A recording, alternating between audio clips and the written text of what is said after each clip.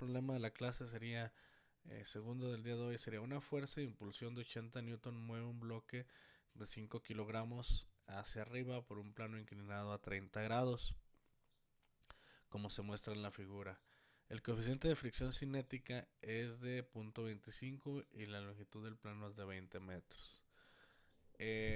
¿Cuál, el inciso A dice, o el primer inciso, cuál es el trabajo que realiza cada una de las fuerzas que actúan sobre el bloque? Nos pide el trabajo y determinar el trabajo de todo el sistema, ¿sí?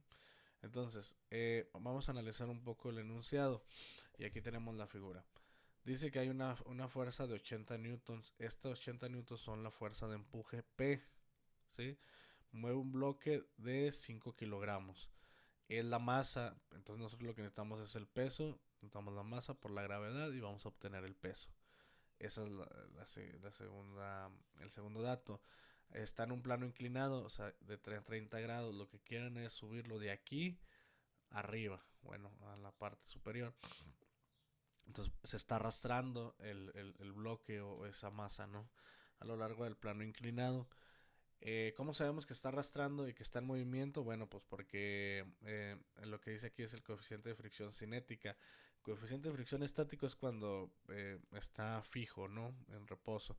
Y el cinética es cuando ya está en movimiento. Entonces, y la longitud del plano es de 20 metros. O sea, de aquí lo que ellos quieren subir de aquí a acá arriba son 20 metros. Es la distancia, ¿sí? ¿Qué nos interesa aquí? Bueno, nos está pidiendo el trabajo en cada elemento. Bueno, el trabajo va a ser, la distancia va a ser la que recorre de aquí donde empieza el bloque hasta acá arriba, ¿sí? Vamos a suponer que de aquí a ese punto, ¿no? Son 20 metros. Nos interesan todas las fuerzas que actúen sobre esa dirección, que nosotros normalmente la conocemos como la, la componente en X, ¿no? Entonces son los datos del sistema, ¿sí? Hay que calcular cuánto trabajo realiza cada fuerza de manera individual, cuánto realiza P, cuánto realiza la normal, la fuerza de fricción y el peso. El peso, pues va, así como estamos en el plano inclinado, si recuerdan, va a tener dos componentes, que aquí están, fíjense. Este es el diagrama de cuerpo libre. Tenemos la fuerza P, que ya la conocemos de 80 newton. Tenemos la normal, que siempre actúa eh, perpendicular al plano, no al peso, al plano, ¿sí? Este es el plano, ¿sí? Este. Entonces la fuerza de normal actúa perpendicular, hace un cruce ahí de 90 grados, ¿sí? Al plano. Por eso, este es la fuerza normal, la fuerza de fricción que existe y la componente en X, como está en el plano, va a estar dada, que diga, la fuerza del peso va a estar aquí en esta a 30 grados de el eje de las Y del plano sí, del plano cartesiano. Va a estar aquí y va a tener dos componentes en X y Y, va a tener dos fuerzas. ¿Cuántas fuerzas intervienen en este sistema? Bueno, tenemos la fuerza de empuje es la primera, la normal es la segunda, la fuerza de fricción es la tercera, la componente en X del peso la cuarta y la de Y es la quinta. Son cinco fuerzas, ¿sí? Entonces, se dan cuenta, si este mide 30, pues el complemento aquí en este espacio va a ser de 60. Vamos a trabajar con el ángulo de 60 después para calcular las componentes en X y Y. Repito, si aquí es 30, yo puedo usar el complemento de 60 para trabajar y obtener las componentes en X y en Y del peso. Entonces, vamos a analizar el trabajo que genera la primera fuerza. El trabajo, lo voy a repetir varias veces, va a ser fuerza por distancia, ¿sí?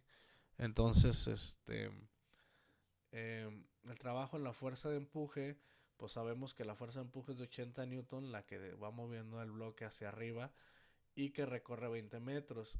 Y esto lo voy a hacer, fíjense, normalmente nosotros lo que hacemos es la fuerza, por en este caso sería 80 por 20 y obtendríamos prácticamente que son 1600 joules. ¿Qué es lo que pasa? De manera matemática es importante, o creo importante explicarles, ¿sí? Como la P no genera aquí, P, esta no genera ningún ángulo, pues es como si la tuvieran por coseno de cero, ¿no? O sea, coseno de ningún ángulo, pero si ustedes ponen su calculadora en grados, coseno de cero les va a dar uno, entonces va a ser, pues P por 1 es P, 80 por 20 es 1600. Esa es la razón que cuando cualquier fuerza que actúa sobre el eje, pues no tiene caso calcularle el ángulo porque sabemos que es uno y pues prácticamente es 80 por 20, ¿sí? Entonces son 1600 joules. Nos pide que analicemos las fuerzas, el trabajo en cada fuerza. Entonces son 5 fuerzas. La primera fuerza es de 1600, que es la fuerza de empuje, ¿sí? Es 80 por 20. Se acabó.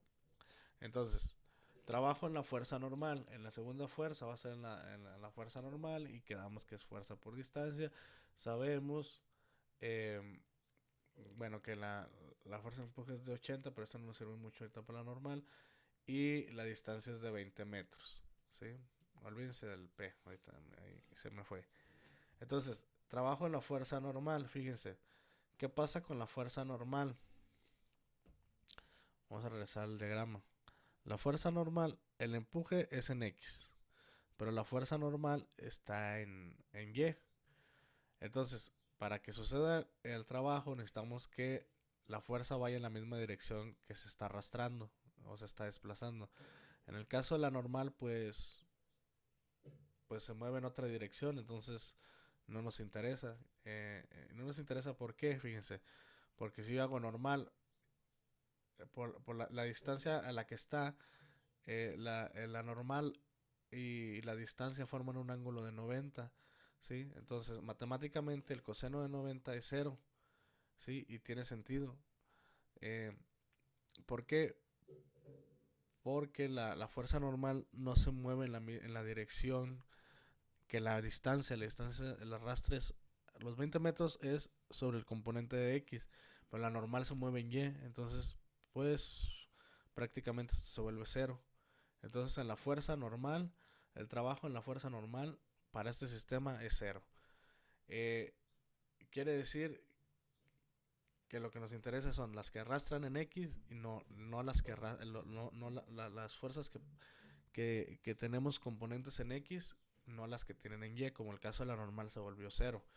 ¿Por qué? Pues porque no interviene, o sea, no hay una forma de que se arrastre, porque la componente va hacia arriba y el arrastre o el desplazamiento va hacia X, ¿no?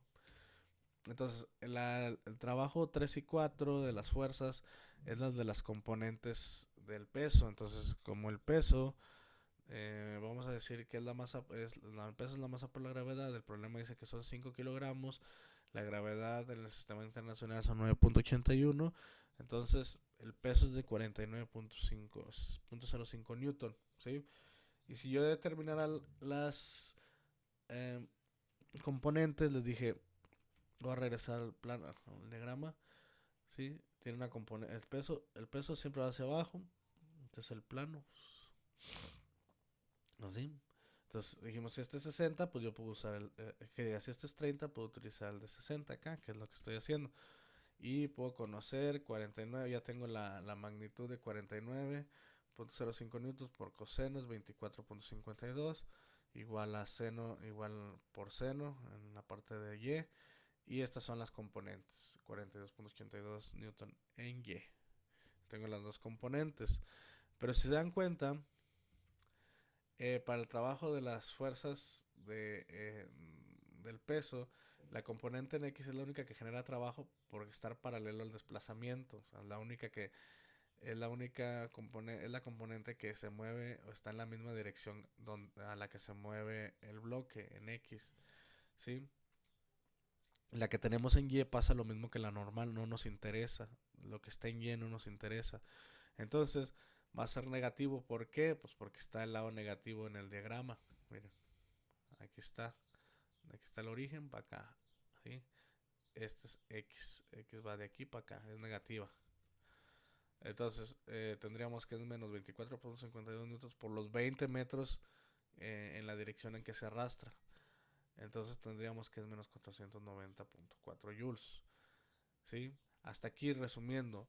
Si se dan cuenta, tanto en ese problema como en el anterior, lo único que nos interesa son las fuerzas que se mueven en X. ¿Sí? Las que están en Y, el trabajo es nulo, es cero. Bueno, ahora el trabajo en la fuerza 5, quedamos que eran 5 fuerzas, eh, sería de la fuerza de fricción. El problema en el enunciado nos muestra un coeficiente de fricción cinética que es mu K, que es K es de kinetic en inglés. Entonces, eh, aquí sí necesitamos la componente en Y. ¿Por qué? Porque la componente Y es igual a la normal, ¿sí? Entonces la normal es igual a la componente, pero pues con el lado positivo, hacia arriba 4.82 newton. Y la distancia que recorre es de 20 metros. Entonces, aquí la fuerza de fricción, lo que nosotros necesitamos conocer es la fuerza de fricción para poder conocer el trabajo en la fuerza de fricción. Entonces, por eso estamos utilizando esta fórmula. Fuerza de fricción entre normal, que viene de lo que ya conocíamos de fricción. Si yo despejo la fuerza de fricción, me queda mu K, o sea, el coeficiente de fricción cinético, que es de 0.25 por la normal, que ya le determinamos que es 42.82 newton. ¿Sí? Entonces, al multiplicarlo, pues me queda que la fuerza de fricción es menos 10.70 newton. Es negativa, ¿por qué? Porque va al lado negativo de las X. ¿Sí? El trabajo es entonces la fuerza de fricción por la distancia, que sería menos 10.70 por los 20 metros que se arrastra, sería menos 214.1, ¿sí? Joules. Entonces ya hasta aquí. Una de los otros puntos que deben de entender son todo lo que va en X, no nos importa sea positivo o negativo, se multiplica por la distancia de arrastre. Esa es la idea, ¿sí? Es, es lo que nos genera trabajo para este tipo de problemas. Entonces, tanto la fuerza normal como la componente en Y pues no nos genera nada porque no van en la misma dirección. Lo he repetido ya muchas veces, pero es con la intención de que quede claro. Entonces, lo que nos pedía el problema era que determináramos, por decir, cuánto era la fuerza, cuánto era el trabajo en P, cuánto era en P, pues son 1600 joules, en la normal son 0, en la componente en X es menos 490.4 joules porque va hacia el lado izquierdo de las X, en la componente Y es 0 porque pues, no actúa en la misma dirección de los 20 metros. Y la fuerza del trabajo, la fuerza de fricción es negativo porque va hacia el lado izquierdo, es menos 214.1 joules. El problema nos pedía que determináramos, que fue lo que hicimos, ir determinando cuánto trabajo hay en cada elemento, en cada fuerza. Y el segundo punto que nos pedía el problema es que determinamos el trabajo total.